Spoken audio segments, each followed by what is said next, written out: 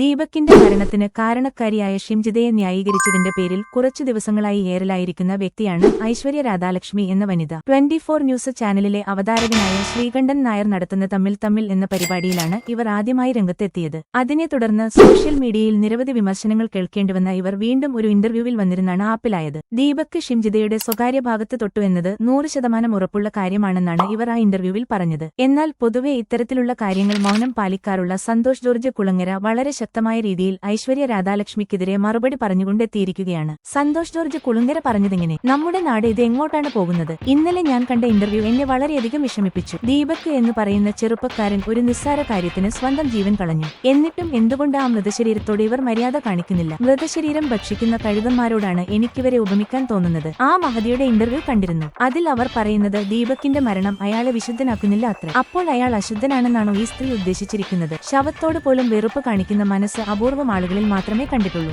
ഇത്തരത്തിലുള്ള ആളുകൾക്ക് സംസാരിക്കുന്നതിന് സ്പേസ് കൊടുക്കുന്ന ശ്രീകണ്ഠൻ നായരെ വേണം ആദ്യം പറയാൻ. ഇങ്ങനെയുള്ളവർ ആഗ്രഹിക്കുന്നത് നെഗറ്റീവ് പബ്ലിസിറ്റിയാണ്. എന്ത് പബ്ലിസിറ്റി ആണെങ്കിലും ആ പബ്ലിസിറ്റിക്ക് വേണ്ടി ഇത്രത്തോളം തരംതാഴ്ന്നവർ നമ്മുടെ സമൂഹത്തിലുണ്ടെന്നത് വളരെ ആശ്ചര്യമുള്ള കാര്യമാണ്. അല്ല സ്ത്രീയെ, നിങ്ങൾ എന്തർത്ഥത്തിലാണ് ദീപക് തെറ്റുകാരനാണ് എന്ന് പറയുന്നത്? ദീപക്കാണോ ഷിംജിതയുടെ പിന്നാലെ പോയത്? ദീപകിന്റെ പിന്നാലെ ഷിംജിത അല്ലേ നിന്നത്? ഒരാൾ സ്വന്തം നിരപരാധിത്വം ബോധ്യപ്പെടുത്താൻ തന്റെ ജീവിതം വരെ അവസാനിപ്പിച്ചു. എന്നിട്ടും ഇതുപോലുള്ളവർ അയാളെ വെറുതെ വിടുന്നില്ലല്ലോ എന്നോർക്കുമ്പോൾ കഷ്ടം തോന്നുന്നു.